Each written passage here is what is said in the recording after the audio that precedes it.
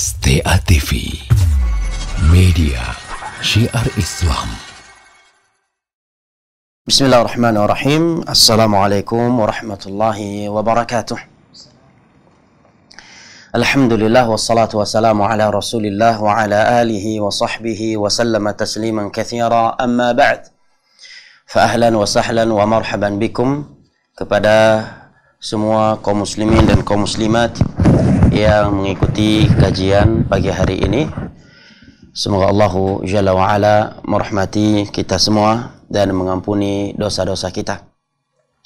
Sebagaimana kita memohon dan meminta kepadanya dengan nama-namanya yang maha indah, sifat-sifat yang maha tinggi, dan dengan namanya yang paling agung, yang apabila Allah Jalla wa Ala diminta dengannya, maka ia mengabulkan permohonan hambanya agar mempertemukan kita dengan bulan Ramadan yang sudah berada di hadapan kita, dan memberikan taufik kepada kita untuk menjalankan berbagai ibadah yang Allah dan Rasulnya anjurkan di bulan tersebut.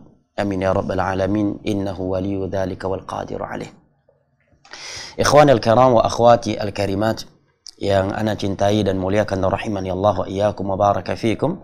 InsyaAllah ta'ala kita lanjutkan kembali kajian rutin kita, kajian Tauhid dari kitab Matan Kitab Tauhid yang kita kaji dan kita bahas di setiap hari Kamis pukul 10 lewat 30 menit waktu pagi di kota Banda Aceh melalui ruang dengar radio kita, Radio Syiar Tauhid Aceh 96,1 FM, Radio Al-Kans, dan juga channel UFAF serta yang lainnya.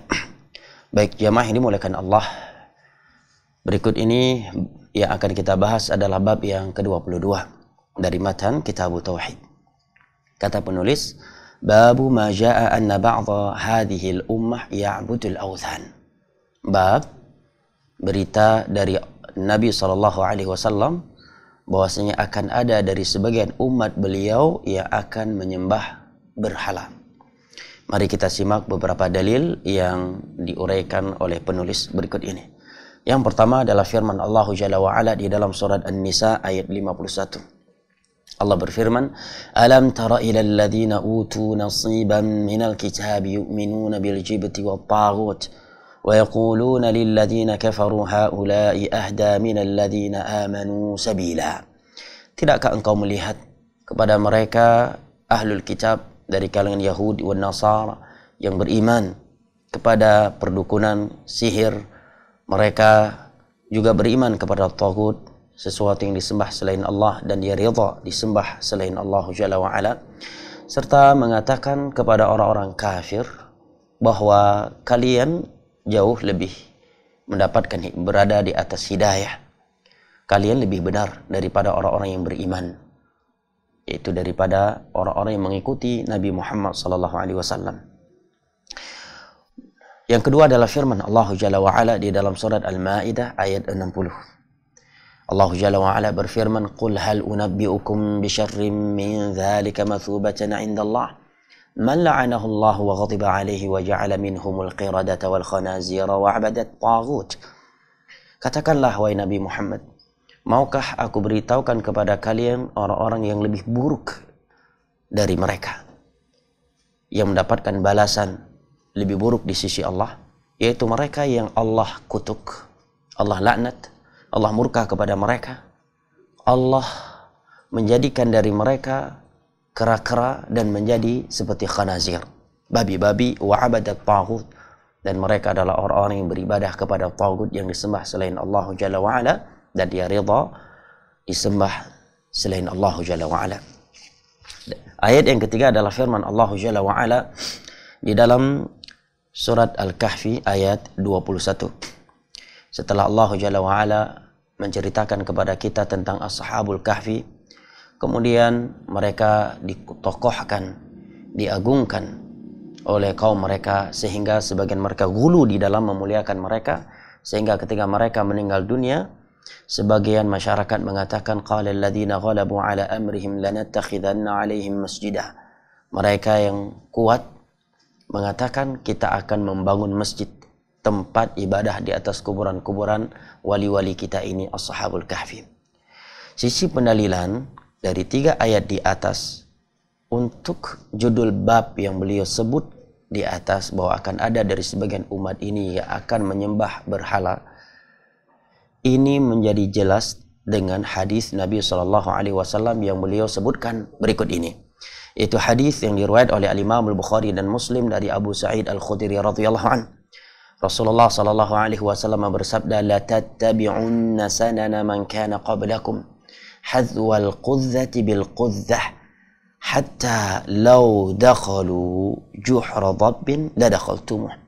Qalu ya Rasulullah al-yahud wan nasara, qala faman.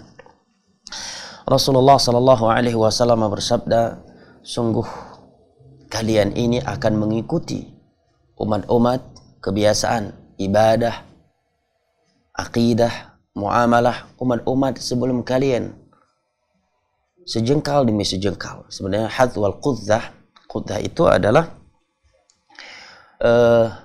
bulu yang ada di belakang anak panah. Artinya perumpamaan dekatnya jarak tersebut. Seperti itulah jaraknya sebagian umat ini dengan umat-umat sebelumnya dalam mengikuti, menyerupai kebiasaan mereka. Ya, mungkin dalam bahasa Indonesia boleh kita terjemahkan sejengkal demi sejengkal, artinya sedikit demi sedikit. Ya. Sehingga seandainya mereka masuk ke dalam lubang biawak padang pasir, Bob, maka akan ada dari kalian ini yang ikut masuk ke dalamnya karena ingin menyerupai mereka. Ketika Nabi SAW bersabda demikian, maka para sahabat berkata, ya Rasulullah, al-Yahudi wan Nasara, apakah yang engkau maksud adalah kaum Yahudi dan Nasara? Bahwa akan ada dari umatmu yang akan mengikuti kebiasaan Yahudi dan Nasara, baik itu dalam hal akidah, ibadah, muamalah, pakaian. Sehingga seandainya di antara mereka ada yang masuk ke dalam lubang biawak padang pasir, maka akan ada dari umatmu yang ikut masuk ke dalamnya. Apakah Yahudi dan Nasara yang engkau maksud? Maka Nabi SAW menjawab, faman, kalau bukan mereka, maka siapa lagi? Hadis ini menerangkan kepada kita bahwa setiap kebiasaan yang dilakukan oleh umat-umat terdahulu dan khususnya Yahudi dan Nasara, juga termasuk adalah kaum musyrikin, kaum majusi, maka akan ada dari umat ini yang ikut melakukannya. Dan di antara kebiasaan buruk yang dilakukan oleh umat-umat terdahulu khususnya Yahudi, Nasara, kaum musyrikin adalah menyembah berhala, menyembah selain Allah Jalla wa'ala, menyekutukan Allah Jalla wa'ala. Maka apabila kita pertemukan 3 ayat di atas yang menjelaskan kepada kita bahwa merupakan kebiasaan orang-orang Yahudi, Nasara dan kaum musyrikin dahulu yang karenanya mereka dikutuk, dilaknat, dimurkai oleh Allah adalah berbuat syirik, maka tentunya akan ada dari umat ini yang akan ikut melakukannya. Karena Nabi SAW menyatakan akan ada dari umat ini yang mengikuti kebiasaan umat-umat terdahulu. Sedikit demi sedikit, sejengkal demi sejengkal. Seandainya mereka masuk ke dalam lubang biawak, maka akan ada dari umat ini yang ikut masuk ke dalamnya. Ini jelas menerangkan kepada kita bahwa akan ada dari sebagian umat Nabi kita SAW yang melakukan kebiasaan-kebiasaan umat-umat terdahulu dari kalangan Yahudi, Nasara dan kaum musyrikin. Dan di antara kebiasaan buruk mereka yang karenanya mereka dilaknat oleh Allah, dimurkai oleh Allah adalah kesyirikan. Nah, maka dengan ini jelaslah sisi pendalilan dengan hadis Abu Sa'id Al-Khudri radhiyallahu anhu yang diriwayat oleh Al-Imam Al-Bukhari dan Muslim ini menjadi jelaslah sisi pendalilan dari 3 ayat yang disebut oleh penulis di atas. Dalil berikutnya, wali Muslim an Thauban radhiyallahu anhu. Dalam riwayat Al-Imam Muslim dari sahabat yang mulia Thauban radhiyallahu anhu, beliau mengatakan anna Rasulullah sallallahu alaihi wasallam qala, bahwasanya Rasulullah sallallahu alaihi wasallam pernah bersabda, innallaha zawali al-ardh. Allah Jalla wa ala pernah mengumpulkan dunia seluruhnya kepada aku. Perlihatkan kepada Nabi bagaimana dunia yang begitu luas dikumpulkan dan diperlihatkan kepada Nabi SAW, kita katakan amanna, kita beriman dan kita percaya setiap apa yang Nabi beritakan selama hadis itu sahih. Karena Nabi SAW, wa ma yantiqu 'anil hawa in huwa illa wahyu yuha, tidak berbicara dengan hawa nafsunya melainkan dengan wahyu yang diwahyukan kepadanya. Dan merupakan kriteria seorang mukmin adalah mereka yang selalu beriman terhadap berita yang diberitakan oleh Allah dan Rasulnya. Baik berita tersebut dapat ia saksikan, logis ataukah tidak, dia tetap mengimaninya. Itulah yang namanya perkara gaib. Yu'minuna bil ghaib. Nah, faraitu masyariqaha wa magharibaha. Maka aku melihat sisi timurnya dan sisi baratnya. Semuanya diperlihatkan kepada Nabi SAW. Wa inna ummati sayablughu mulkuha ma zuyali minha. Dan kerajaan, kekuasaan umatku akan sampai sejarak yang Allah perlihatkan kepada aku. Artinya dari timur sampai ke barat, kaum muslimin akan berkuasa. Wa u'titu al-kanzain, dan sungguh diberikan kepadaku, maksud pada umat beliau, dua sumber kekayaan dunia, emas dan perak. Wa inni sa'altu rabbi li ummati alla yuhlikaha bisanatin bi'amah. Dan aku meminta kepada Rabbku beberapa hal untuk umatku. Subhanallah ya.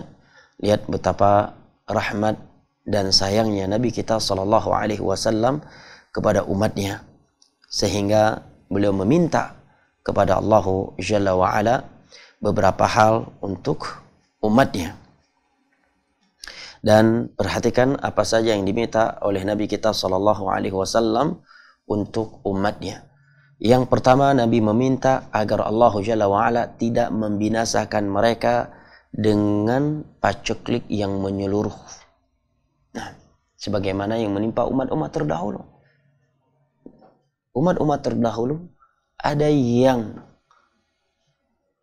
Allah Jalla wa'ala binasakan dengan paceklik yang menyeluruh. Kita pernah membaca tentunya surat Yusuf yang menyebutkan sab'a sinina da'aba. Ada musim paceklik 7 tahun lamanya. Gimana tuh? Selama 7 tahun gak ada hujan. Selama 7 tahun gak ada tumbuhan, gak ada padi, gak ada beras. Gak ada tumbuhan yang tumbuh, tidak ada yang berwarna hijau. Nah, sehingga manusia mati secara menyeluruh. Nah, ini permintaan Nabi kita yang pertama untuk umatnya. Permintaan beliau yang kedua adalah wa alla yusallitu alaihim aduwan min siwa anfusihim fayastabiha baydatahum. Permintaan yang kedua adalah agar Allah Jalla wa'ala tidak memberikan kekuasaan kepada musuh-musuh umatku, orang-orang kafir, untuk membantai dan menghancurkan persatuan kaum muslimin kecuali dari dalam. Karena mereka sendiri yang membuka pintunya.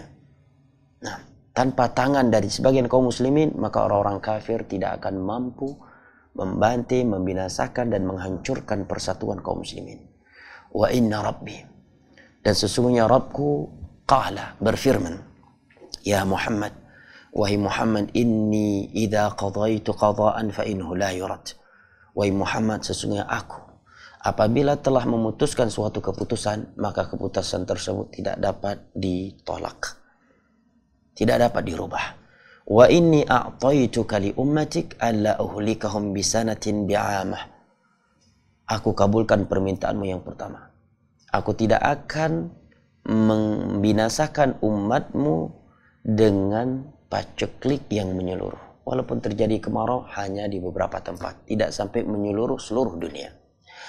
Wa alla usallitu alaihim aduwan min siwa anfusihim fayastabiha baydatahum. Dan aku tidak akan memberikan kekuasaan kepada orang-orang kafir, musuh-musuhnya umatmu, untuk membinasakan umatmu dari luar, kecuali melalui tangan-tangan mereka sendiri, sehingga orang-orang kafir mampu menghancurkan persatuan mereka. Walau ijtama alaihim min aqtariha thumma yakunu ba'dhum yuhliku ba'dhan wa yasbi ba'dhum ba'dha. Seandainya orang-orang kafir bersatu padu dari seluruh penjuru dunia untuk membantai umat Islam, mereka tidak akan mampu melakukannya. Tetapi sebagian umat Islamlah yang membantai sebagian saudara yang lainnya. sebagian yang lainnya menawan sebagian yang lainnya, sehingga membukakan pintu untuk orang-orang kafir membanti mereka karena tangan-tangan sebagian mereka sendiri. Warawahul Barqani fi sahihih, dan hadis ini juga diriwayatkan oleh Al-Imam Al-Barqani dalam kitab As-Sahihnya dengan tambahan wa innama akhafu ala ummati al-a'immatal mudhillin. Hal yang sangat aku khawatirkan terhadap umatku adalah tokoh-tokoh agama yang ditokohkan oleh kaum muslimin tetapi mereka sesat dan menyesatkan. Dan ini sudah terlihat betapa banyak orang-orang yang ditokohkan oleh kaum muslimin dipanggil sebagai Pak Kiai, dipanggil sebagai Ustadz, dipanggil sebagai Abati, dipanggil sebagai Tengku, dipanggil sebagai Gus, dipanggil sebagai Buya. Tokoh-tokoh yang ditokohkan oleh sebagian kaum muslimin. Tetapi justru mereka yang mengajak sebagian kaum muslimin berbuat kesyirikan. Justru mereka yang menjauhkan kaum muslimin dari sunnahnya Nabi SAW dalam beribadah. Justru mereka yang mengajak kaum muslimin beribadah kepada Allah dengan perbuatan bid'ah. Justru mereka yang menghalalkan apa yang Allah haramkan atau mewajibkan apa yang tidak Allah wajibkan kepada umat Islam. Sehingga sebab mereka kaum muslimin terjerumus ke dalam neraka Allah Jalla wa'ala dan tersesat dari jalan Allah Jalla wa'ala yang lurus. Nabi mengatakan, sungguh tiada yang aku khawatirkan terhadap umatku kecuali beberapa hal. Yang pertama, tokoh-tokoh agama yang ditokohkan oleh sebagian kaum muslimin tetapi mereka sesat menyesatkan. Wa idza waqa'a 'alaihimus sayf lam yurfa' ila yaumil qiyamah. Yang kedua, apabila pedang telah jatuh terhadap mereka, artinya mereka mulai membunuh di antara mereka dan khususnya mereka memberontak dan melengsarkan penguasa mereka sehingga terjadi pertumpahan darah, maka pedang tersebut tidak akan terangkat sampai hari kiamat. Dan ini fakta kata para ulama. Semenjak Utsman bin Affan radhiyallahu anhu dilengsarkan dan ditumpahkan darahnya oleh kaum Khawarij dengan alasan menegakkan keadilan, dengan alasan pemimpinnya nepotisme dan tidak zalim, sampai hari ini pedang tersebut belum terangkat. Setelah Utsman, maka Ali radhiyallahu an yang menjadi korban mereka dan sampai hari kiamat. Nah, wala taqumu sa'atu hatta yalhaqa hayyun min ummati bil musyrikin. Sungguh hari kiamat itu tidak terjadi sehingga ada sebagai satu kampung, satu daerah dari umatku yang berpindah menjadi orang-orang kafir, berubah menjadi orang-orang kafir, bergabung dengan kaum musyrikin. Dan ini telah terjadi. Bahkan di beberapa daerah di Indonesia yang saya tidak ingin menyebutkan nama daerahnya, satu kampung keluar dari Islam. Mereka masuk gereja dengan topi songkok mereka. Mereka masuk gereja dengan sarung mereka. Mereka masuk gereja dengan baju-baju koko mereka. Sebagian mereka dikarenakan syubhat, sebagian yang lainnya karena syahwat, karena nilai-nilai dunia yang dijanjikan kepada mereka, dan iman sedang lemah. Nasallallahu salamul afiyah. Wa hatta ta'buda fi'amun min ummati al-awthan. Dan hari kiamat itu juga tidak akan terjadi sehingga akan ada sekelompok dari umatku yang menyembah awthan, sesuatu yang disembah selain Allah Jalla wa'ala. Nah, dan ini juga terjadi. Betapa banyak sebagian orang yang mengaku muslim, mengucap dua syahadat, tetapi menyekutukan Allah. Dia menyembelih untuk selain Allah, untuk laut, penjaga laut, menyembelih untuk penjaga hutan, menyembelih untuk pembangunan jembatan atau proyek yang lainnya agar nggak diganggu oleh penunggu tempat, ya, jin. Sebagian mereka membangun rumah kemudian mengalirkan darah sembelihannya di atas pondasi rumah yang akan dia bangun agar nggak diganggu oleh jin. Sebagian mereka memberikan sebagian hasil panennya kepada dewa, kepada jin selain Allah Jalla wa'ala. Sebagian mereka ada yang rela sujud ke kuburan hanya demi kepentingan politik. Sebagian mereka ada yang rela sujud kepada patung Buddha dan seterusnya hanya demi kepentingan politik dan seterusnya. Nasallallahu salamul afiyah. Nabi mengatakan akan ada sekelompok sebagian dari umatku yang menyembah berhala. Nah, kalau ini sudah terjadi, maka persiapkan diri kalian karena hari kiamat sungguh telah dekat. Wa innahu sayakunu fi ummati kadzabuna 30. kulluhum yaz'umu annahu nabi. Sungguh akan ada di tengah-tengah umatku 30 pendusta yang kelas kakap. Semua mereka mengaku dirinya sebagai nabi, padahal aku adalah penutup para nabi. La nabiyya ba'di. Tidak akan ada nabi lagi setelahku. Kalau ada yang bertanya, tetapi kalau kita melihat survei, jumlah orang yang mengaku nabi semenjak Nabi SAW wafat itu tidak hanya 30, bahkan lebih. Maka para ulama mengatakan maksudnya 30 di sini adalah orang-orang yang memiliki pengaruh besar dan memiliki pengikut. Nah, adapun selain mereka, maka lebih dari 30. Tetapi 30 ini memiliki pengaruh dan pengikut yang banyak. Semua mereka mengaku nabi. Wa ana khatamun nabiyyin. Dan aku adalah penutup para nabi. La nabiyya ba'di. Dan tiada nabi setelahku. Wa la tazalu ta'ifatun min ummati 'ala al-haqq mansuratan la yadhurruhum man khadalahum wa la man khalafahum hatta ya'ti amrullah tabaraka wa ta'ala. Tetapi akan senantiasa ada sebagian dari umatku yang selalu tegak di atas kebenaran. Mereka tertolong dan tegak di atas kebenaran. Tidak membahayakan mereka orang-orang yang menghinakan mereka, dan tidak membuat mereka goyang karena banyaknya orang-orang yang menyelisihi mereka. Nah, terserah mau ngomong apa, penghinaan apa yang akan engkau berikan. Ya. Kata Nabi SAW, mereka akan tegak di atas kebenaran. Dan mereka nggak khawatir. Kenapa? Karena semua akan mati. Yang memuji mereka akan mati, yang menghinakan mereka juga akan mati. Dan di hari kiamat nanti kita akan dipertemukan oleh Allah, dan di sana kita akan disidang oleh Allah, dan di sana akan ada penegakan qisas di antara kita. Nah, dibunuh akan mati, nggak dibunuh pun akan mati. Yang dibunuh akan mati, yang membunuh juga akan mati. Yang memuji akan mati, yang dipuji akan mati, yang mencela akan mati, yang dicela juga akan mati. Nah, apa yang perlu kita keluh kesahkan? Oleh karena ya Nabi kita SAW dihibur oleh Allah dengan Allah katakan innaka mayyitun wa innahum mayyitun thumma innakum 'inda rabbikum takhtasimun. Engkau akan mati dan mereka juga akan mati.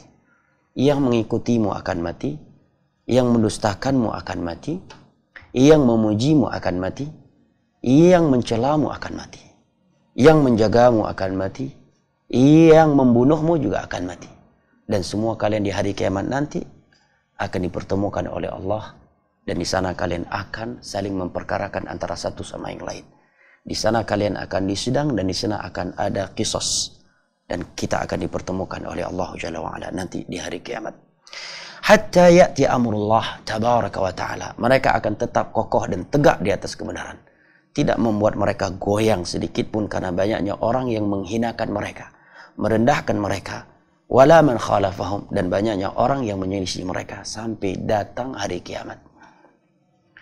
Keputusan dari Allah Jalla wa Ala, perintahnya, yaitu hari kiamatnya kaum muslimin adalah datangnya angin dari arah Yaman yang lebih lembut dari sutra dan mencabut nyawa setiap orang yang beriman, sehingga tiada yang tersisa kecuali mereka seburuk-buruk manusia yang tidak beriman kepada Allah, yang tidak menzikir kepada Allah, sehingga terjadilah hari kiamat dengan Allah runtuhkan langit, Allah hancurkan gunung. Wa taran nasa sukara wa ma hum bisukara walakinna adzaballahi syadid.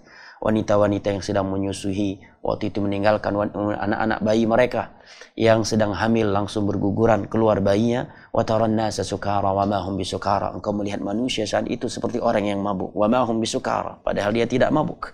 Walakinna adzaballahi syadid, kan tetapi azab Allah lah yang sangat pedih.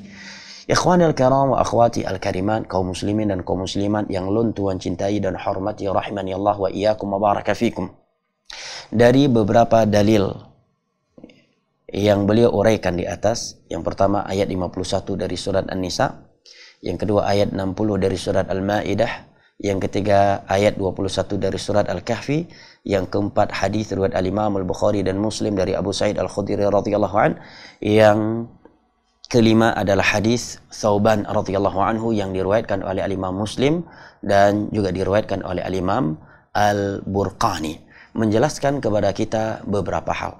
Yang pertama, barakallahu fik, bahwasanya di antara kebiasaan kaum musyrikin, orang-orang kafir, umat-umat terdahulu yang karenanya mereka dilaknat oleh Allah, dimurkai oleh Allah, bahkan sebagian mereka ada yang dirubah bentuknya menjadi kera-kera dan babi-babi, adalah karena mereka menyekutukan Allah, memalingkan ibadah kepada selain Allah. Mereka berdoa kepada Allah tetapi juga berdoa kepada selain Allah. Mereka terkadang menyembelih untuk laut, untuk hutan, untuk kuburan, nah, dan kesyirikan-kesyirikan yang lainnya. Ini kesimpulan yang pertama.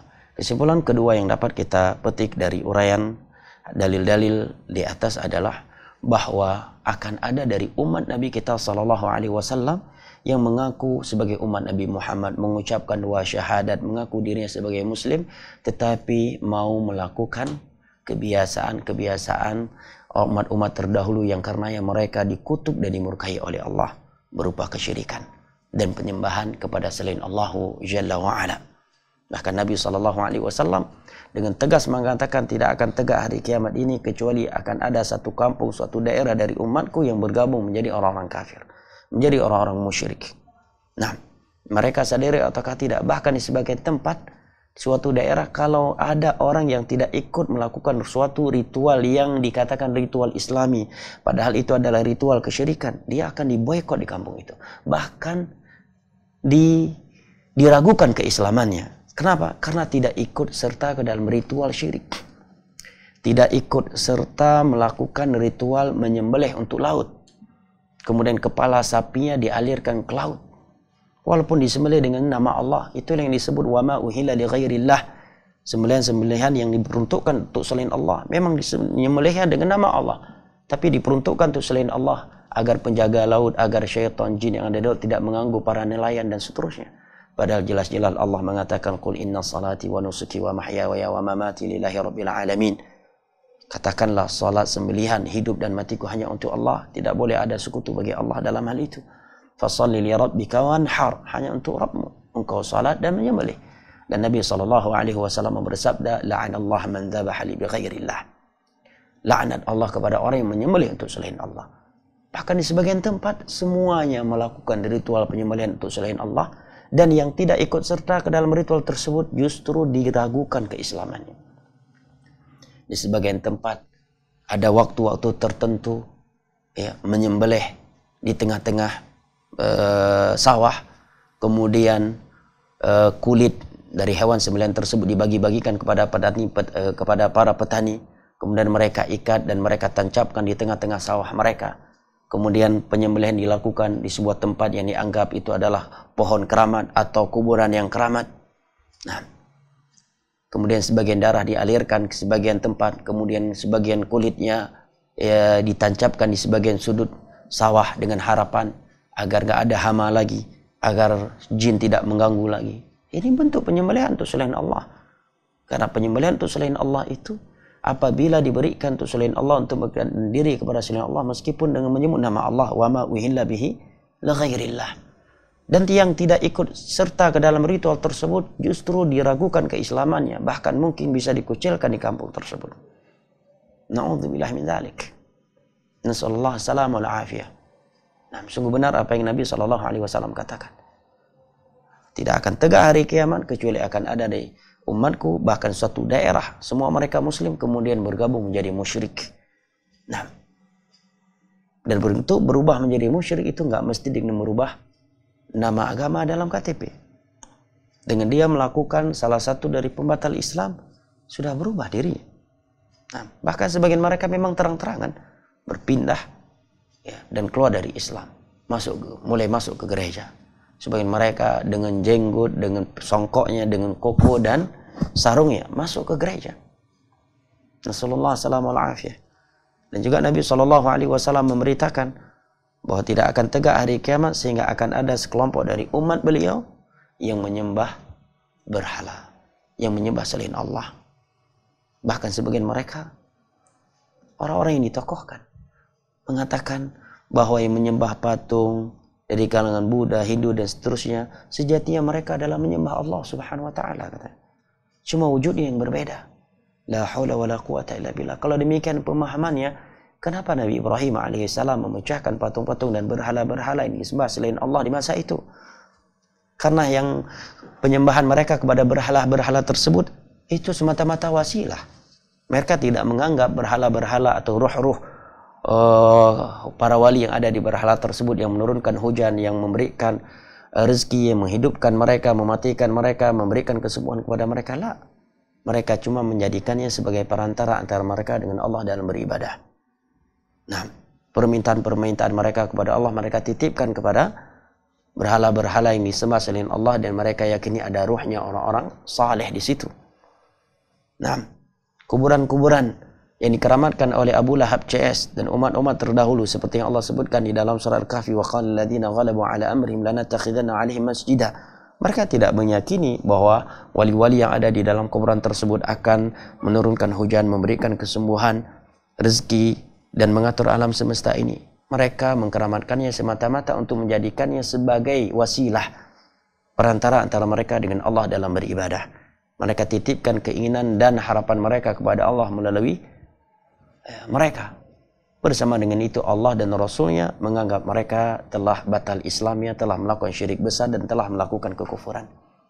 Lihat betapa bahayanya pemahaman yang seperti itu. Makanya sungguh benar yang Nabi katakan tadi. Tiada yang aku khawatirkan terhadap agama umatku kecuali al-a'imah al-mudhillin. Para tokoh yang ditokohkan tetapi mereka sesat menyesatkan. Bayangkan lu, seorang buya berkata demikian. Memiliki pengikut yang begitu banyak. Bahwa yang menyembah berhala, menyembah patung, menyembah salib, sejatinya mereka menyembah Allah semata. Kalau demikian, kenapa Nabi Ibrahim memecahkan berhala-berhala yang disembah selain Allah di masa itu? Kalau demikian, kenapa Nabi SAW harus membersihkan Ka'bah dari berhala-berhala yang telah disembah selainnya? Padahal Abu Lahab CS menyembah berhala dan kuburan-kuburan yang kekeramatkan bukan karena mereka meyakini wali-wali tersebut bisa mengatur alam semesta ini, tapi semata-mata untuk dijadikan sebagai perantara antara mereka dengan Allah dalam beribadah. Makanya Allah berfirman, "Wala in sa'alta man khalaqa samawati wal arda la yaqulunna Allah." Seandainya engkau bertanya kepada mereka siapakah yang menciptakan langit dan bumi, niscaya mereka akan menjawab Allah semata. Dan mereka mengatakan, "Ma na'buduhum illa liqarribuna ila Allahi zulfa." Kami tidak menyembah, enggak ruku, enggak sujud, enggak meminta hujan kepada mereka. Kami beribadah kepada mereka, tujuan kami agar mereka mendekatkan diri-diri kami kepada Allah. Bersama dengan itu Allah menamakan mereka kaum musyrikin. Seandainya pemahamannya demikian, maka semua manusia di dunia ini muslim berarti. Lalu kenapa Allah mengatakan innal ladzina kafaru min ahlil kitab wal musyrikina fi nari jahannam khalidina fiha ulaika hum syarrul bariyah? Kenapa Allah mengatakan laqad kafara alladzina qalu innal masiha ibnullah? Orang-orang telah kafir orang-orang yang berkata bahwa Al-Masih adalah anaknya Allah. Telah kafir orang-orang yang mengatakan Uzairu ibnullah, ya, dari kalangan Yahudi dan Nasara. Nah, lihat benar apa yang Nabi katakan. Tiada yang aku khawatirkan terhadap umatku kecuali para tokoh-tokoh agama yang ditokohkan al-mudhillin, tetapi mereka sesat dan menyesatkan.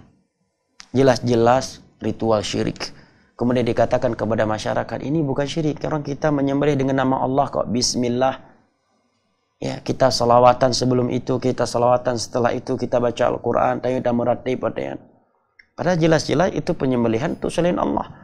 Setelah disembelih, diberikan ke laut. Satu kepalanya dilepaskan ke laut. Ada apa di balik pelepasan itu kalau nggak ada keyakinan? Untuk siapa kepala itu?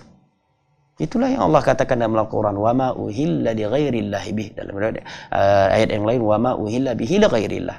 Sembelihan-sembelihan yang diperuntukkan untuk selain Allah Jalla wa Ala. Kemudian dibungkus dengan agama. Ucapkan bismillah sebelum menyembelihnya. Salawatan, takbir, baca Al-Quran dan seterusnya. Nasallallahu salam wal afiyah. Demikian juga penyembelihan di tengah-tengah sawah untuk hutan, untuk jin penjaga sawah. Penyembelihan sebelum membangun rumah kemudian mengalirkan darah di atas sebagian pondasinya. Dan seterusnya. Sungguh benar apa yang Nabi kita sallallahu alaihi wasallam katakan. Ikhwanal kiram wa akhwati al-karimat rahimani Allah wa iyyakum wa baraka fikum. Demikianlah berita dari Nabi kita sallallahu alaihi wasallam tentang sebagian umat beliau di akhir zaman, dan itu pertanda sudah dekatnya hari kiamat. Kemudian Nabi kita sallallahu alaihi wasallam juga memberitakan kepada kita, meskipun sebagian umat beliau ada yang demikian, beliau memberitahukan kepada kita sebelum wafatnya akan ada sekelompok dari umat beliau yang selalu ditolong di atas kebenaran. Mereka tegak di atas kebenaran. Mereka tegak dan kokoh di atas tauhid, tidak bergeser ke syirik. Mereka tegar di atas as-sunnah, tidak goyang untuk berpindah kepada bid'ah. Meskipun man khadzalahum, mayoritas manusia menghina, merendahkan mereka, memanggil mereka Wahabi, antek-antek Yahudi, ya, Wahabi dan sebagainya. Wala man khalafahum, dan banyaknya orang yang menyelisih mereka, olok-olok mereka hanya karena mereka berjenggot, karena celana mereka di atas mata kaki, karena istri mereka bercadar atau nutup aurat, karena mereka nggak ikut bid'ah, karena mereka nggak ikut serta ke dalam ritual-ritual syirik, sehingga mereka direndahkan, dipanggil Wahabi, dianggap sampah masyarakat, ya, dianggap pemecah belah umat, diragukan keislaman mereka. Mereka tidak goyang sedikit pun, ya, sambil menunggu kematian datang menjemput mereka, sebagai menunggu keputusan Allah Jalla wa'ala kepada manusia ini. La yadhurruhum man khadalahum wala man khalafahum. Banyaknya orang yang menghina, merendahkan mereka dan menyelisih mereka, tidak membuat mereka bahaya sedikit pun, kata Nabi. Karena mereka tahu tidak membahayakan mereka kecuali dengan izin Allah, maka mereka tidak goyang. Mereka tidak ragu untuk istiqamah di jalan Allah Jalla wa'ala, dan mereka tetap kokoh di atasnya. Kenapa? Karena mereka tahu, Nabi menyatakan banyaknya orang yang menghinakan mereka dan menyelisih mereka tidak akan membahayakan mereka. Nah, kalau tidak membahayakan mereka, kenapa mereka harus meninggalkan jalan Allah yang lurus? Di dalam sebuah hadis yang diriwayatkan oleh Al-Imam Tirmidzi dari Abdullah bin Abbas radhiyallahu anhuma, Nabi sallallahu alaihi wasallam bersabda, "Ihfazillah yahfazka." Jagalah agama Allah, amalkan agama Allah, insya Allah akan menjagamu. Ihfazillah tajidhu tujahak. Jagalah agama Allah, amalkan agama Allah, sebarkan agama Allah, insya Allah akan selalu berada di hadapanmu. Wa idza sa'alta fas'alillah. Jika engkau meminta, mintalah kepada Allah. Wa idza sta'anta fasta'in billah. Apabila engkau memohon pertolongan, maka memohonlah kepada Allah. Wa alam anna al-ummata law ijtama'u ala an yanfa'uka bi syai'in lam yanfa'uka illa bi syai'in qad kataba Allahu lak. Wa law ijtama'u ala an yadhurruka bi syai'in lam yadhurruka illa bi syai'in qad kataba Allahu 'alaik. Dan yakinlah engkau, kata Nabi, seandainya seluruh manusia di dunia ini bersatu padu ingin mendatangkan suatu kebaikan untukmu dengan sesuatu, maka mereka tidak akan mampu memberikan kebaikan untukmu dengan sesuatu itu, kecuali sesuatu itu memang telah Allah takdirkan untukmu. Dan seandainya seluruh makhluk jin dan manusia serta hewan bersatu padu untuk membunuhmu, merugikan engkau, memudaratkan engkau dengan sesuatu, maka itu tidak akan pernah terjadi terhadap dirimu, kecuali sesuatu tersebut telah ditakdirkan oleh Allah untukmu. Rufi'atil aqlam wa jafatis suhuf. Pena pencatat amal, takdir telah diangkat, dan lembaran-lembaran takdir telah kering. Kewajiban kita hanyalah berikhtiar dengan hati yang selalu bertawakal kepada Allah, menyerahkan segala urusan dunia dan akhirat kita kepada Allah. Kita yakin kepadanya yang innama amruhu idza arada syai'an an yaqula lahu kun fayakun. Kita yakin kepadanya wa ma tasyauna illa ayyasha Allahu rabbul alamin ala kulli syai'in qadir. Kita yakin kepadanya karena dia Ar-Rahman, dia Ar-Rahim, dia Al-Hakim, dia Al-Alim, dia ala kulli syai'in qadir. Dia wa ma rabbuka bidhallamin lil 'abid ala kulli syai'in qadir. Innama amru idza arada syai'an an yaqula lahu kun fayakun. Dia yakin kepada Allah yang telah berfirman, wa may yattaqillaha yaj'alhu makhraja wa yarzuqhu min haitsu la yahtasib wa may yatawakkal 'ala Allahi fa huwa hasbuh innallaha balighu amri qad ja'ala Allahu likulli syai'in qadra. Barang siapa yang selalu bertakwa kepada Allah, maka Allah akan selalu memberikannya solusi, memberikannya rezeki dari sisi-sisi yang tidak pernah ia prediksi. Dan barang siapa yang selalu bertawakal kepada Allah, Allah akan selalu cukup untuknya.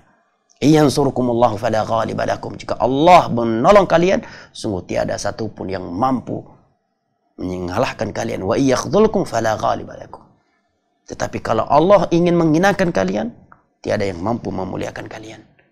Nah, wa may yatawakkal 'ala Allahi fahuwa hasbuh. Barang siapa yang selalu bertawakal kepada Allah, fahuwa hasbuh, Allah akan selalu cukup untuknya. Innallaha balighu amri. Allah selalu menang di atas segala urusannya. Qad ja'alallahu likulli syai'in qadara. Segala sesuatu itu telah Allah takdirkan. 50.000 tahun sebelum Allah menciptakan langit dan bumi, Allah telah menulis takdir. Kapan kita akan mati, kapan kita lahir, kapan kita sakit, kapan kita akan sembuh, kapan kita akan kaya, kapan kita akan miskin, apakah kita mati terbunuh ataukah mati kesakit. Nah, itu semuanya telah Allah takdirkan. Kewajiban kita mengimani semua takdir Allah. Kita berikhtiar menjemput takdir tersebut dengan hal-hal yang tidak bertentangan dengan agama Allah dan dengan hati yang selalu optimis, harap-harap cemas, yang selalu cinta dan selalu bertawakal kepada Allah Jalla wa'ala. Makanya Nabi katakan, akan ada dari umatku, sekelompok dari umatku yang selalu tertolong di atas kebenaran. Mereka tegar di atas kebenaran. Mereka kokoh di atas kebenaran. Mereka penuh percaya diri di atas kebenaran. Kenapa mereka kokoh di atas agama Allah? Mereka tegar di atas agama Allah, di atas tauhid, di atas sunnah, tidak goyang sedikit pun, tidak minder sedikit pun, karena mereka yakin apa yang Nabi katakan, la yadurruhum man khadalahum wala man khalafahum. Karena banyaknya orang yang menghinakan mereka dan menyelisih mereka tidak akan membahayakan mereka sedikit pun. Celaan manusia kepada kita tidak akan membuat orang yang kaya menjadi miskin, orang yang sehat menjadi sakit, orang yang sedang hidup menjadi mati, enggak. Dan tidak akan memasukkan kita ke dalam neraka Allah sebagaimana pujian manusia. Tidak akan membuat kita yang sedang sakit menjadi sembuh, yang sedang miskin menjadi kaya, yang sedang jelek menjadi tampan. Sebagaimana pujian mereka tidak akan memasukkan kita ke dalam syurga Allah Jalla wa'ala.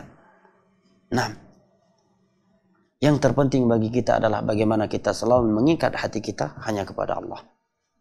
Bertawakal hanya kepada-Nya, menjalankan perintah-perintahnya dan meninggalkan larangan-larangannya sambil menunggu mati. Ada di dunia ini yang tidak sambil menunggu mati, jamaah? Enggak ada. Semua kita sedang menunggu mati saat ini. Yang muslim, yang kafir, yang kaya, yang miskin, yang sehat, yang sedang sakit, yang berkuasa, rakyat jelata, yang sedang mencela orang lain, yang sedang dicela, yang mempersekusi orang lain, yang sedang dipersekusi. Semua manusia saat ini mereka sedang ngantri menunggu malaikat maut datang mencabut nyawa mereka. Yang sedang melakukan ketaatan kepada Allah maupun yang sedang bermaksiat kepada Allah, semua mereka sedang menunggu kematian. Semua mereka sedang menunggu datangnya malaikat maut mencabut nyawanya. Sambil nunggu malaikat maut datang mencabut nyawa kita, maka kita sholat, puasa, haji, umrah, berzikir, baca Al-Quran, berbakti sama orang tua kita, membahagiakan istri dan anak-anak kita, melakukan berbagai ketaatan kepada Allah, dan meninggalkan maksiat kepadanya. Itu semuanya sambil nunggu malaikat maut datang mencabut nyawa kita. Jadi nggak ada yang perlu kita keluh kesahkan. Ikhwani al-kiram wa akhwati al-karimat, rahimani Allah wa iyyakum wa baraka fikum. Pembelajaran lain yang dapat kita petik di atas dari uraian penulis di atas adalah agar kita tidak terpengaruh dengan perbuatan dan kebiasaannya orang-orang kafir, meskipun diikuti oleh banyak orang yang mengaku muslim. Tetaplah istiqamah di atas agama Allah. Jangan goyang, jangan karena nggak enakan kita melakukannya. Nah, karena mati dan tidaknya kita bukan dengan enak tidaknya dengan manusia. Na'udzubillah min dzalik, kalau kita melakukan suatu kesyirikan, kekufuran, kebidahan atau maksiat hanya karena nggak enakan, kemudian malaikat maut datang mencabut nyawa kita dan kita sedang melakukannya hanya karena nggak enakan dengan masyarakat. Dan Nabi bersabda, innamal a'malu bil khawatim. Amalan itu dengan penutupnya. Na'udzubillah min dzalik. Puluhan tahun dia mempertahankan tauhid. Suatu ketika melakukan ritual syirik karena nggak enakan dengan keluarga besarnya. Di saat itu pula malaikat maut datang mencabut nyawanya. Innamal a'malu bil khawatim. Amalan itu hanya dengan penutupnya. Hadis riwayat Imam Al-Bukhari dari Sahal bin Sa'ad As-Sa'idi radhiyallahu anhu. Karena nggak enakan dengan masyarakat setempat, dia berbuat syirik. Dia ikut serta ke dalam ritual suatu kesyirikan atau bidah atau maksiat.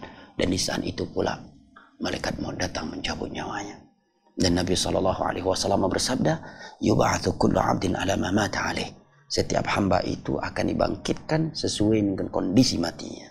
Yang mati di atas syirik akan dibangkitkan di atas kesyirikan. Yang mati di atas bid'ah akan dibangkitkan di atas perbuatan bid'ah. Dan yang mati di atas maksiat maka dia akan dibangkitkan di padang mahsyar nanti, disaksikan oleh seluruh manusia yang pernah Allah ciptakan di atas maksiat tersebut. Meskipun dia melakukannya karena enggak enakan. Bak pikir-pikir hana mangat. Bak pikir-pikir hana mangat jatuh bubuk tu syirik.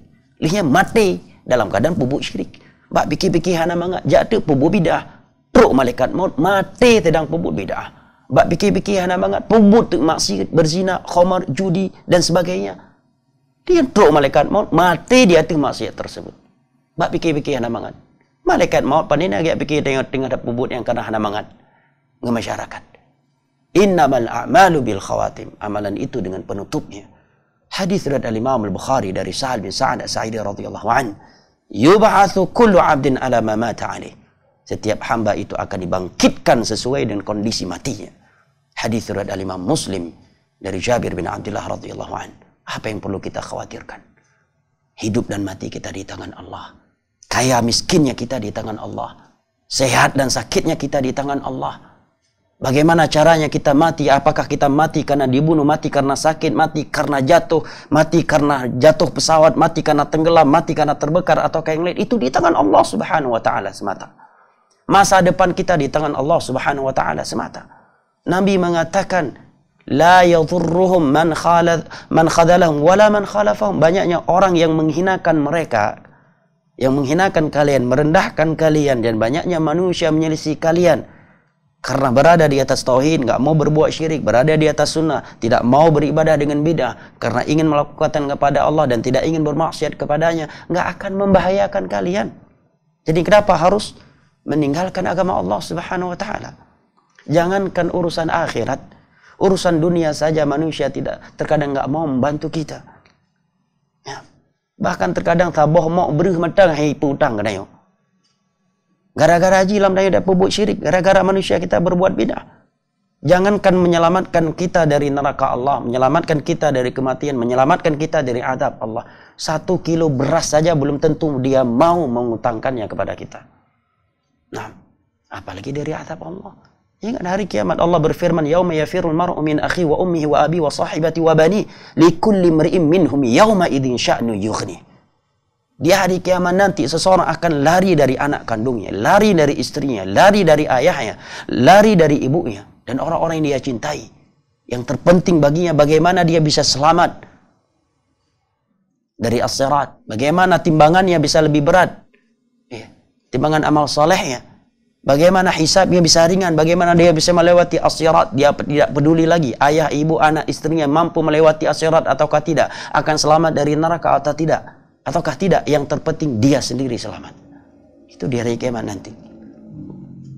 Bahkan seandainya dia bisa menjadikan ibu, ayah, anak, istri dan orang-orang yang ia cintai, bisa dia jadikan penggantinya di neraka Allah, menembuskan dirinya dari neraka Allah, semua mereka akan rela melakukannya. Allah berfirman di dalam surat Al-Ma'arij, "Yawaddul mujrimu law yaftadi min 'adzabi yaumi idzin bi banihi wa sahibatihi wa akhihi wa fasilatihi allati tu'wi wa man fil ardi jami'an thumma yunjih." Di hari kiamat nanti, para pelaku dosa mereka berangan-angan seandainya dia bisa menjadikan ibu, ayah kandungnya, istri, anak, orang-orang yang dahulunya membantu dia, yang ia cintai. Seandainya semua mereka mampu dia jadikan sebagai penggantinya dalam neraka Allah, menggantikan dia di dalam neraka Allah, menembuskan dirinya dari azab Allah, dia akan rela melakukannya. Akankah kita demi manusia bak pikir-pikir namangan? Karena enggak enakan dengan manusia, kita berbuat syirik, kita berbuat bid'ah dan maksiat kepada Allah. Tidakkah kita mengingat hadis Nabi SAW, "Innamal a'malu bil khawatim." Amalan itu dengan penutupnya. Hadis dari Imam Al-Bukhari dari Sa'ad bin Sa'ad As-Sa'idi radhiyallahu anhu. Bagaimana seandainya malaikat maut datang mencabut kita, nyawa kita, dan kita sedang berbuat syirik, sedang berbuat bid'ah dan sedang berbuat maksiat, hanya bak pikir-pikir hana mangat dengan masyarakat, bak pikir-pikir hana mangat ngengen.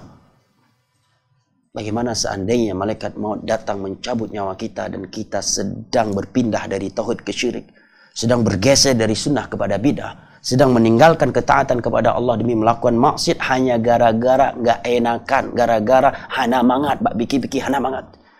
Sedangkan Nabi SAW bersabda, yub'atsu kullu 'abdin 'ala ma mata 'alaih. Setiap hamba itu akan dibangkitkan sesuai dengan kondisi matinya. Hadis riwayat Imam Muslim dari Jabir bin Abdullah radhiyallahu anhu. Ikhwani al-kiram wa akhwati al-karimat yang ana cintai dan muliakan rahimani Allah wa iyyakum wa baraka fikum. Kiranya ini yang dapat kita kaji pada kesempatan kali ini. Lebih dan kurangnya ana mohon maaf. Kita memohon dan meminta kepada Allah Jalla wa Ala agar tidak mewafatkan kita kecuali dalam keadaan Dia telah mengampuni dosa-dosa kita. Agar Allah tidak mewafatkan kita kecuali kita di atas tauhid, tidak sedang berbuat syirik, sedang di atas sunnah Nabi-Nya, bukan sedang berbuat bid'ah, sedang melakukan ketaatan kepadanya dan bukan sedang bermaksiat kepadanya. Mudah-mudahan Allah Jalla wa Ala mengokohkan kita di atas agamanya dan tidak peduli terhadap caci makian dan celaan manusia. Mudah-mudahan Allah menjadikan kita orang-orang yang kokoh di atas agamanya. Bagaimanapun ujian datang menimpa kita. Sebagaimana tak lupa untuk kita berdoa kepada Allah Jalla wa'ala untuk saudara-saudara kita di Palestina, agar Allah Jalla wa'ala memberikan pertolongan kepada mereka terhadap musuh-musuh mereka, musuh-musuh kita dan musuh-musuhnya Allah dari kalangan Zionis, Yahudi, saudara-saudaranya, kera-kera dan khanazir. Semoga Allah Jalla wa'ala memberikan kesembuhan terhadap saudara-saudara kita di sana yang sedang sakit, memberikan makanan kepada mereka yang sedang lapar, merahmati mereka yang telah wafat, mengokohkan saf mereka dan mensatukan kalimat mereka. Allahumma munzilal kitab wa mujriyas sahab wa hazimal ahzab ihzimil yahuda wa ma'ahum wa dammirhum tadmira wa anzil alaihim ba'saka alladhi la yuraddu 'anil qaumil kafirin innaka waliyyu dzalika wal qadiru 'alaih. Allahumma shalli wa sallim wa barik ala Muhammad wa ala alihi wa sahbihi wa sallam. Dan mohon maaf hari ini ada pertanyaan? Baik, karena ada beberapa pertanyaan yang telah masuk, maka insyaallah kita bacakan beberapa pertanyaan yang telah masuk. Tafadhal barakallahu fik. Baik, jazakallah khairan Ustaz. Sahabat 96,1 FM, baik kita masuk ke sesi tanya jawab kita. Kita bacakan beberapa pertanyaan yang sudah masuk Ustaz. Assalamualaikum Ustaz. Waalaikumsalam warahmatullahi wabarakatuh. Ada Abu Abdurrahman dari Kutaraja. Pertanyaannya di luar tema Ustaz. Semoga senantiasa sehat selalu dan dalam penjagaan Allah Subhanahu wa taala, dan semoga Allah merahmati kaum muslimin seluruhnya. Ustaz, apakah tidak kekhusyukan kita dalam ibadah adalah tanda ibadah kita tidak diterima ya Ustaz? Dan bagaimana agar kita mudah khusyuk dalam ibadah? Mohon doanya Ustaz agar kami senantiasa istiqomah juga di atas agama ini. Jazakallahu khairan Ustaz. Barakallahu fik. Kalimat khusyuk di dalam salat, di dalam bahasa ulama fikih ini ada dua maknanya ya. Yang pertama, khusyuk dengan makna tuma'ninah dalam setiap melakukan rukun salat. Nah, khusyuk dengan makna tuma'ninah ini adalah rukun dari rukun-rukunnya salat. Apabila seseorang tidak melakukannya maka tidak sah salatnya. Yang tidak tuma'ninah ketika berdiri, tidak tuma'ninah ketika ruku, tidak tuma'ninah ketika sujud dan seterusnya, salatnya tidak sah. Makanya ketika Nabi SAW melihat seorang sahabatnya salat dengan tidak tuma'ninah, begitu selesai salat dia mendatangi Nabi, memberikan salam kepada Nabi, kemudian Nabi menjawab salamnya, kemudian Nabi mengatakan irji' fa innaka lam tusalli, ulangi salatmu karena kamu belum salat. Dia pun mengulangi salatnya, kemudian dia melakukan sampai selesai tanpa tuma'ninah. Kemudian dia mendatangi Nabi kembali, memberikan salam kepada Nabi, kemudian Nabi menjawab salamnya, kemudian Nabi kembali berkata kepada irji' fa salli fa innaka lam tusalli, kembali ulangi salatmu karena kamu belum salat. Dia pun mengulanginya yang ketiga kalinya.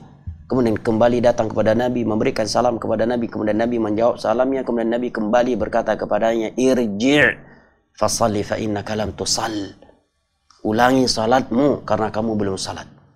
Khusyuk dengan makna yang seperti ini tuma'ninah adalah rukun salat.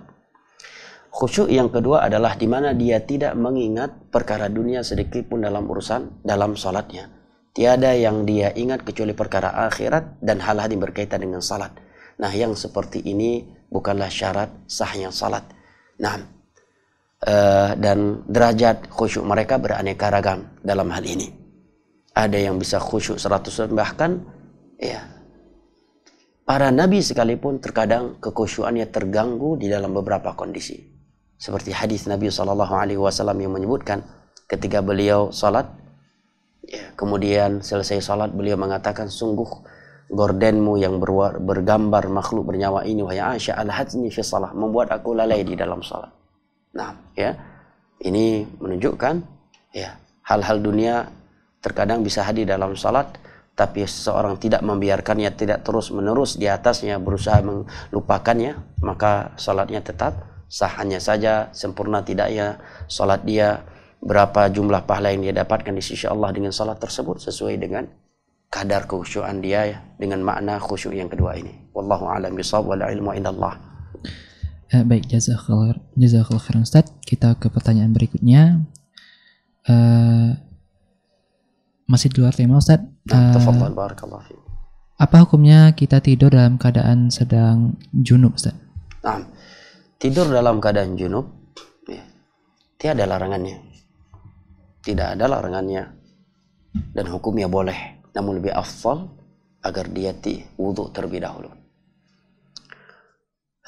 Dalilnya adalah hadis dalam Bukhari dan Muslim, di mana Umar bin Khattab radhiyallahu an pernah bertanya kepada Rasulullah, "Ya Rasulullah, ayarqudu ahaduna wa huwa junub?" Bolehkah salah satu di antara kami tidur dan dia sedang junub? Nabi katakan, "Na'am. Idza tawadda falyarqud." Iya. Apabila dia telah berwudu, silahkan dia tidur. Menunjukkan kata para ulama, jawaban Nabi iya menunjukkan boleh tidur dalam keadaan junub. Dan ucapan beliau, idza tawadda falyarqud, apabila dia telah berwudu hendaknya dia tidur, menunjukkan lebih afdal dia wudu terlebih dahulu.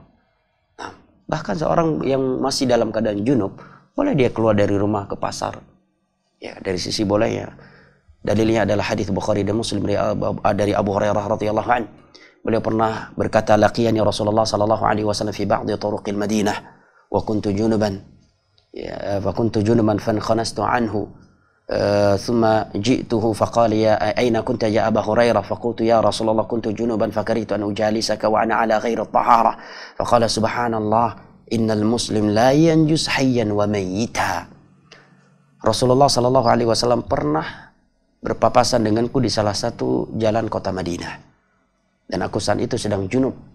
Tak lama setelah itu aku langsung pergi diam-diam dari Nabi, mandi, kemudian datang kembali. Kemudian Nabi berkata, "Kemana engkau wahai Abu Hurairah?" Tadi menghilang, tiba-tiba menghilang, kemudian datang lagi. "Wahai Rasulullah," jawab Abu Hurairah, "aku tadi sedang junub, aku tidak ingin duduk dengan engkau dan aku sedang junub, tidak suci." Subhanallah, seorang muslim itu tidak pernah najis wahai Abu Hurairah, jawab Nabi kita sallallahu alaihi wasallam. Hanya saja anjurkan kalau dia mau tidur berwudu dulu. Demikian juga kalau dia mau makan dan minum, datang beberapa riwayat yang sahih agar dia berwudu terlebih dahulu. Nah, wallahu a'lam bishawab, kecuali dia tidurnya di dalam masjid. Ya, maka ini terjadi khilaf di antara ulama. Di antara ulama mengatakan hukumnya tidak boleh. Mereka berdalil dengan beberapa dalil, ya. Di antaranya adalah hadis Nabi sallallahu alaihi wasallam, "Inni la uhillul masjida li haidin wala li junubin." Aku tidak menghalalkan masjid untuk wanita yang sedang haid dan untuk orang yang sedang junub. Sebagian ulama yang lain yang berpendapat tidak mengapa juga, ya, karena hadis Nabi yang berbunyi, "Inni la uhillu al masjida li haidin wala li junubin." Aku tidak menghalalkan masjid untuk wanita yang haid dan junub. Itu hadis yang dhaif karena di dalam sanadnya ada seorang rawi yang bernama Jasrah bin Dujajah, ya.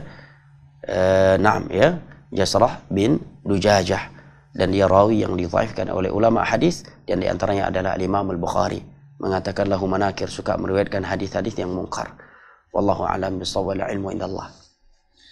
Baik, jazakallah khairan Ustaz, sahabat mendengar 961 FM. Baik, ada pertanyaan lagi Ustaz.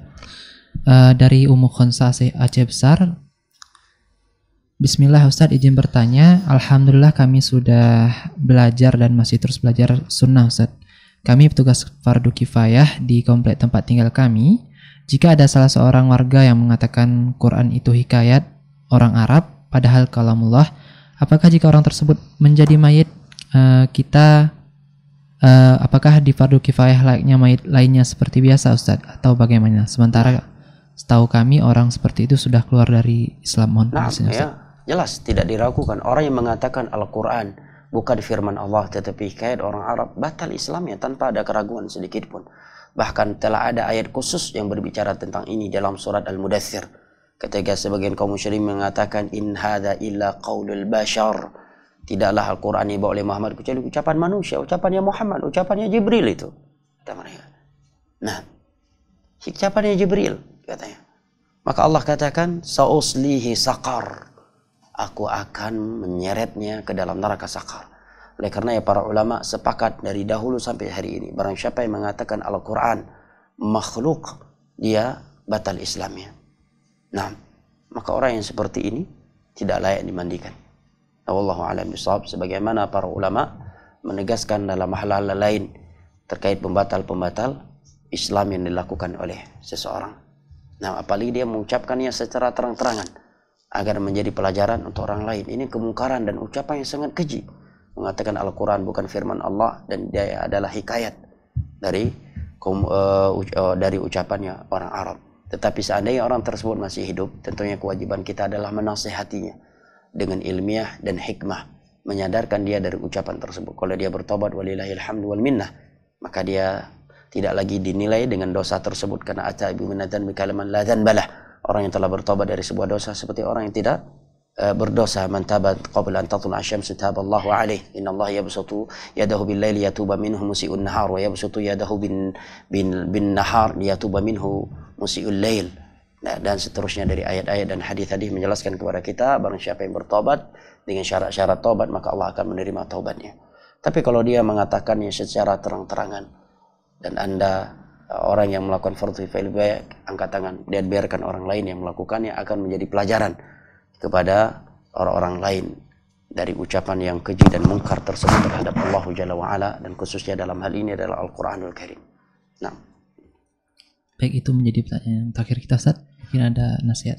Baik, wallahu a'lam bishawab. Sebagai penutup tazkirah, karena permintaan sebagai penutup kajian kita ini, dan juga sebagai ta'awun 'alal birri wat taqwa, karena kita sebagai kaum mukminin, innamal mu'minuna ikhwah, al-mu'min lil mu'min kal bunyan yashuddu ba'dhu ba'dha, al-mu'min mir'atu akhih. Bukan karena lebih bertakwa dan lebih berilmu, maka ana mengingatkan diri ana dan semua muslim dan muslimah yang sedang mengikuti kajian ini yang ana cintai dan hormati, rahimani Allah wa iyyakum wa baraka fikum, agar kita benar-benar bertobat kepada Allah Jalla wa Ala, selalu memohon istighfar, selalu berdoa kepadanya, Allahumma muqallibal qulub tsabbit qulubana ala dinik, agar selalu mengingat kematian dan perjalanan kita yang begitu panjang dan mengerikan setelah kematian, selalu menghadirkan tentang syurga dan neraka di dalam hati kita, agar kita istiqamah di atas agama Allah, agar dunia tidak mampu memperbudakkan kita, dan agar kita berani menjalankan agama Allah Jalla wa Ala. Kemudian yang terakhir, karena kita sudah berada di pintu gerbangnya bulan Ramadan, di bulan Sya'ban, bahkan kita sudah berada di pertengahan bulan Sya'ban, di mana bulan Ramadan sebentar lagi akan bertemu dengan kita, meskipun kita tidak tahu akankah kita bertemu dengannya, tetapi paling tidak kita memohon dan meminta kepada Allah agar dipertemukan dengannya. Karena sebagian ulama salaf dahulu, kata Imam Ibn Rajab, telah berdoa kepada Allah untuk dipertemukan dengan bulan Ramadan semenjak 6 bulan sebelumnya. Yang kedua, luruskan niat kita. Karena seandainya kita mati dan kita tidak bertemu dengan Ramadan, tetapi kita telah berniat, seandainya Ramadan ini datang, saya akan berbanyak sedekah, baca Al-Quran, saya akan umrah, saya akan ini dan itu, maka pahala tersebut telah tertulis di sisi Allah untuk kita. Nabi SAW bersabda, innamal a'malu binniyat, hadis Bukhari dan Muslim dari Umar bin Khattab radhiyallahu anhu. Juga di dalam hadis qudsi Allah Jalla wa Ala berfirman, faman hamma bihasanati falam ya'malha kataballahu 'inhu hasanatan kamilah.